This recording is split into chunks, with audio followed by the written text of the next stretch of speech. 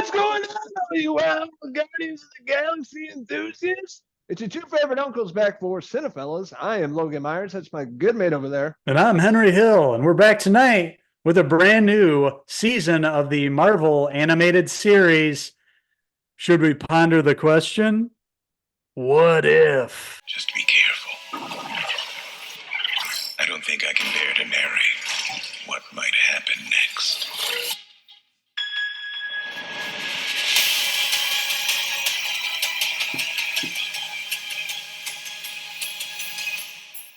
That's right. These Wild Boys are back talking about What If, the new season on Disney Plus. If you guys remember, we reviewed last season, had a great time with it.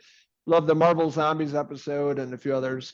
But this season, they have releasing a new episode, I think, almost every day up until the end of December. So, currently there's like 6 or 7, but we checked out the very first episode titled, What If Nebula Joined the Nova Corps? And if you guys, follow comics and movies and things like that, from Guardians of the Galaxy and of course the video game Nova Corps from the Guardians game that me and you both reviewed. Yeah, it's basically Yondu. He dies at the beginning of the episode. So that kind of sets up the episode, and it brings Nebula on scene. And it ponders the question like, what if Ronan betrayed Thanos? And, he becomes basically the big bad. It's Ronan, the accuser. So Nebula gets recruited by the Nova Corps, and she's part of the Nova Corps now. She carries around Yondu's arrow that he always had, that he was like, whistle, and then it'll go flying. She has that. So this episode is all about that. And, working with the Nova Corps, you have all the characters that you remember from the Guardians of the Galaxy, obviously, but they're all in different roles here. Nebula with the Nova Corps. So it's a little different spin on the whole thing. And not everything goes according to plan in this episode. She's kind of crossed and double crossed.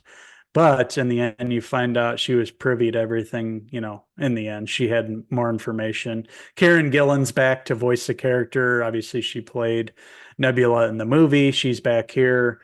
I like what she did with the voice work here. She plays it very much the same as she did in the movies. I liked it. I like the animation style of this series too. It looks visually pleasing. It's interesting work. And I like these alternate scenarios. It changes what we already know about the Marvel Cinematic Universes, and it kind of changes it and, gives a multiverse approach to that. What if this happened? Well, in this episode, she's in the Nova Corps, and it kind of changes everything we know. We know her from the Guardians of the Galaxy. We don't know her relation, to these other bad guys like Ronan. So you see that in this episode. It's very interesting. Yeah, the general time frame of this episode is around 2014's Guardians of the Galaxy. So it's a take on the arc of Nebula from the Guardians trilogy, essentially, and where they kind of go with this. And what I like about the show is like our relationship that we have. It's completely unbelievable scenario, what if scenario, and they kind of dive into that with all of your favorite Marvel characters in these oddball situations, like joining them together if they've never been on screen together and stuff like that. So that's why it's really enjoyable. And I really had a good time with this first episode. I love what they did with it. Karen Gillan's always fantastic. Everything she does, even as a voice actress, it sounded like her. I felt the emotions of Nebula, what she's going through. Character she comes across being Howard the Duck. That was voiced by Seth Green. I thought, yeah, it was really great. And other characters, Taika Waititi's character from Thor, showing up, but they're all working together. Yeah, it was a cool little band that she banded together in order to go up against the bad guys in this. That was interesting.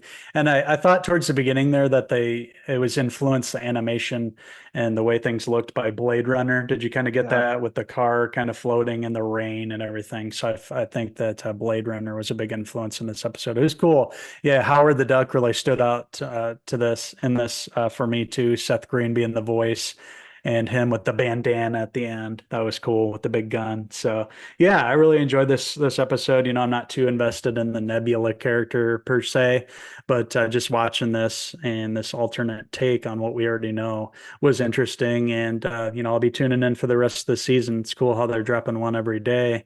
It's going to take a bit for me to binge this. But we'll be back with our review of the rest of the season. But this first episode, it's any indication, it looks like it's going to continue the first season's solid run of episodes and offer some alternate takes on what we know in the MCU. Yeah, for sure. I'm looking forward to this. The remaining episodes. I want to check out the Christmas episode, even though it's after Christmas now. But yeah, I still want to see. There's a lot of interesting titles that I noticed, and excited for that. Had a great time in this episode. Animation was great. All the voice acting, characters in this all thrown in together. Oddball scenario, but it really worked for me. Another character, Jude Law, Jan Rog, he shows up in this episode as well, and I thought he was great as always. And yeah, just a really well done episode. It's only 30 minutes long, so definitely check it out on Disney Plus and check out the rest of the episodes. I mean, this guy will be back very soon to review the entire season. So I'm going to give the first episode of season 2 of What If. I'm going to give it a 4 out of 5 Jude Law hair pieces. Hey, Jude. And I'm going to give What If season 2, episode 1. I'm going to give it a 3.5 out of 5 Taika Waititi hair pieces. Want to hear from all you Marvel enthusiasts out there. What did you like about the first episode, season 2 of What If? What didn't you like about it? What's your favorite episode of the series thus far? Let us know in the comments below, and don't forget to subscribe. Also, check out these wild Rocky impersonators on Facebook, X, and Instagram, and our website, Cinephellas.com, for the latest, greatest TV, movie news, and reviews. Thank you very much for watching our review of the first episode of season 2 of Marvel's What If.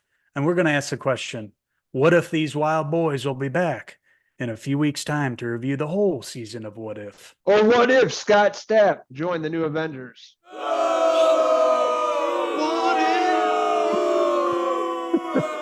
So until the next Cinephellas TV review, I'm Uncle Henry Stapp. And I'm Uncle Logan Waititi, signing out until the next TV review. Cheers! What if?